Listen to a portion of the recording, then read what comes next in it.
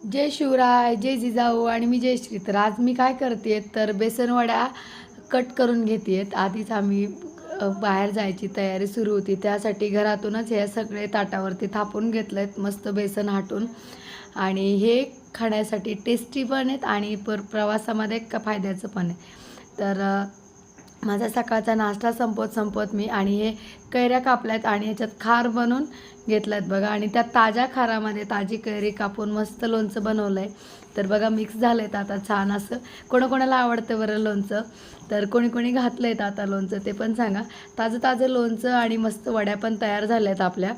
आणि त्या बघा किती छान अशा एकदम सुटसुटीत झाल्या आहेत, बिलकुल चिकट नाही काय नाही. आणि ह्या प्रवासात तुम्ही आरामशीर घेऊन जाऊ शकता. तर त्यासाठी मी त्याच्यासोबत खाण्यासाठी एक थालीपीठ धपाटे पण बनवले, तिखट भाकरी. तर ते पण छान